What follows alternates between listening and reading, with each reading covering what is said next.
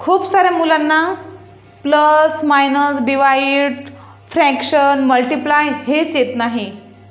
मॅथचा paper येते पूर्ण आपण म्हणतो पाहायला जातो पॅरेंट्स मीटिंग जेव्हा होते तेव्हा तुम्ही सगळेजण जाता की हां आमच्या मुलांना इतके मार्क्स आले तितके मार्क्स आले. कोणी म्हणतात खूप जास्त आले, व्यवस्थित आले, छान आहेत. पण कोणी म्हणतात की मला फक्त 16 मार्क आले, 4 मार्क आले, 8 मार्क आलं.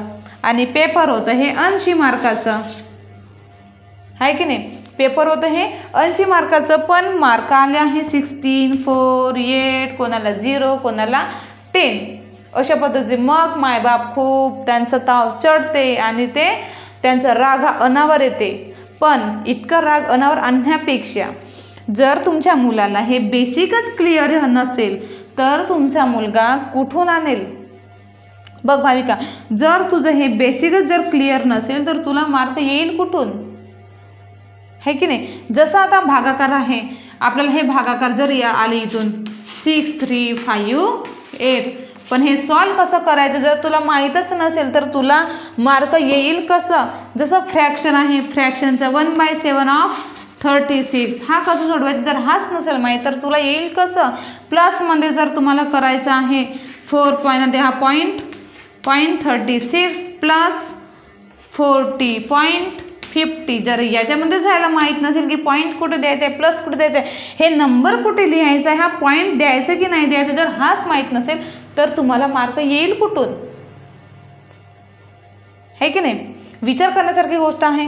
जर आपण आता म्हणतो की हा टेबल जर मुलांना जर 15 पर्यंत हे टेबल लर्नच नसेल तुम्हाला पाठच नसेल 15 पर्यंत टेबल तर तुमचा मुलगा मॅथमध्ये 0 मार्क आणणारच आहे. म्हणून अरवी हे तुम्हाला 15 पर्यंत टेबल इम्पॉर्टंट आहे. समजलं. 15 पर्यंत हे टेबल कोणत्याही हालतीत आलंच पाहिजे. हा बेसिक आहे बेसिक. काय अजून फ्रॅक्शन मल्टिप्लाय जर आपल्याला पाहायचं असेल की 3, 4, 6 मल्टिप्लाय 3 to 8 पण याला जर माहीतच नसेल तुमच्या मुलांना की यांचं मल्टिप्लाय कोणत्या पद्धतीने कसं करतात त्याला जर आयडियाच नसेल तर तुमचा मुलगा कुठून आणेल मार्क, आहे की नाही. मग तुमचं मन चिडचिड होते की माझ्या मुलाला इतके पैसे खर्च करून सुद्धा 2 मार्क जास्त आणत नाही. हे काय आहे. जसं की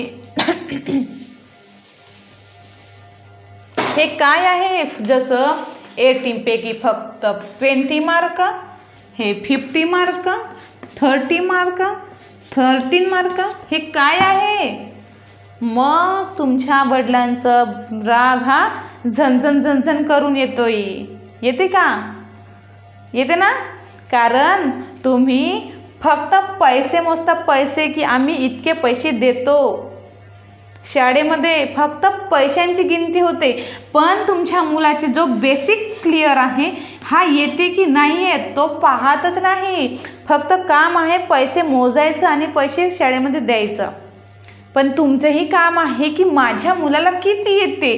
त्यांना तुम्ही विचारून पहा इंग्लिश तुम्हाला वाचता येते का, त्याला लिहिता येतो का, तुम्ही जसं म्हणतात तसं बिनपाठ. मराठी तुम्ही तोंडाने सांगा, वाक्य बोला आणि तो लिहिते का ते विचारा. हे जे मॅथचे आहेत एक्झाम्पल हे विचारा येते की नाही येत तुम्ही ते सॉल्व करून पहा. जर याच्यामध्येच जर डगमगलं हीच पायरी जर डगमगली तर तुम्ही कधी सक्सेस होऊ शकत नाही लाईफमध्ये. भाविका तू लक्षात ठेव. हां किती काही झालं पण हे येणं गरजेचं आहे. हे जे बेसिक आहे बेसिक पहिली पायरी आपण जो म्हणतो ना आपली तुमच्या शाळेची जे पहिली पायरी आहे ना त्याच्यावरच तुला चढता आलं पाहिजे. जर तू एक पायरी चढली तर तू पायऱ्या पूर्ण पायऱ्या चढशील, 4-5 मजली बिल्डिंग चढशील.